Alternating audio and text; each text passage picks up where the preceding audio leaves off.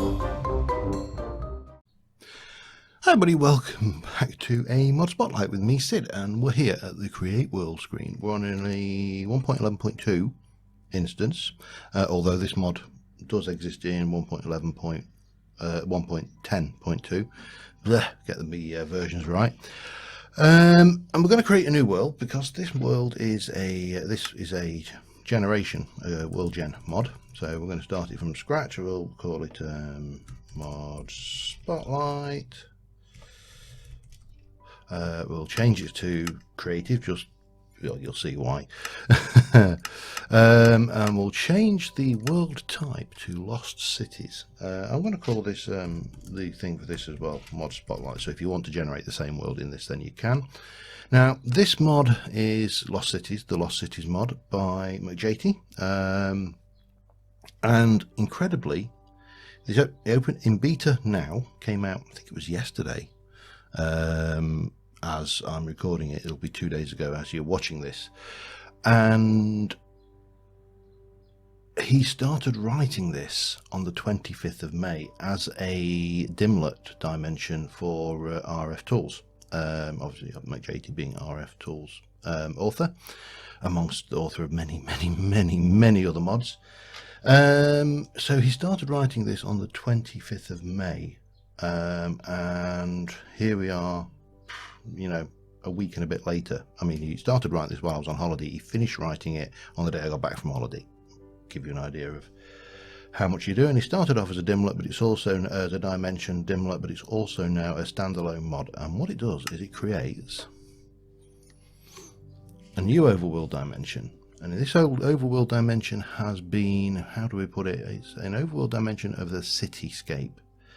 So it's the vanilla terrain generation, combined with, well, more terrain generation.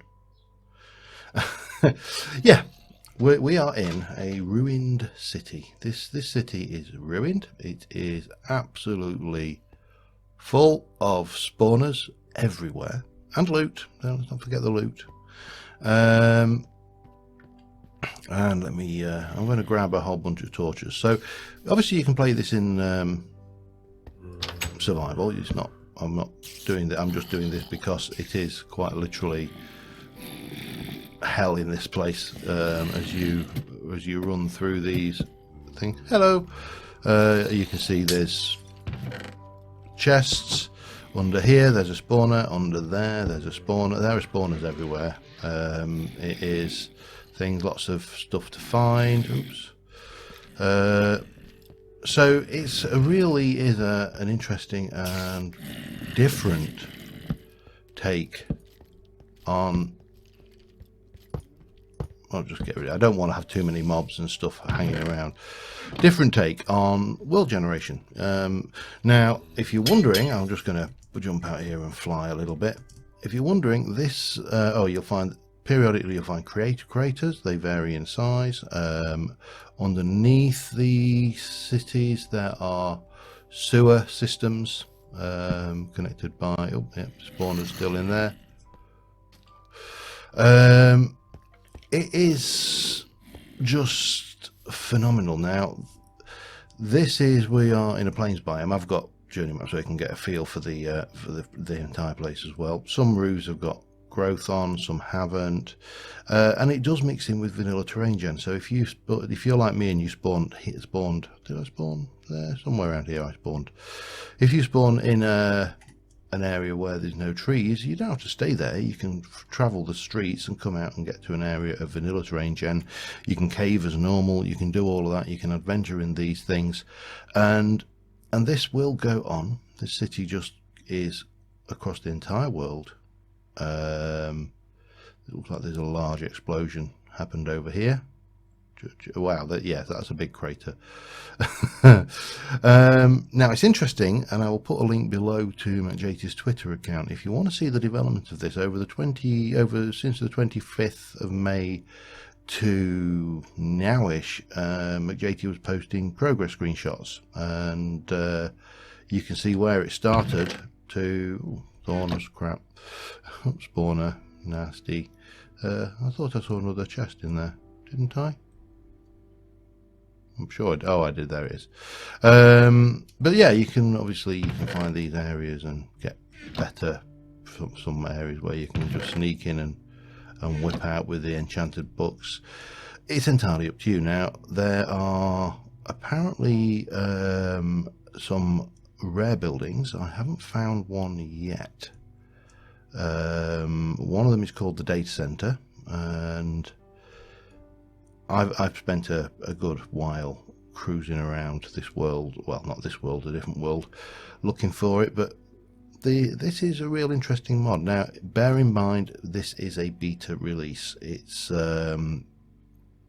by no means finished, and it's by no means going to stay in the shape it is. It's going to get more modifications, more additions, more tweaks, hopefully some more building types. Apparently there is a means to add your own buildings to the thing using a scripting language very similar to, I'm guessing, to like the Ruins mod or something.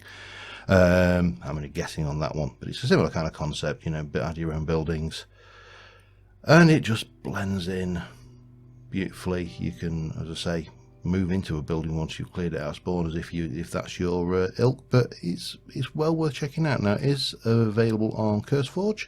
Again, links will be in the description below. And another huge crater. Wow. These craters are huge. And for some reason there's some furnaces down there. Yeah, but you can see just the sheer scale and scope of this.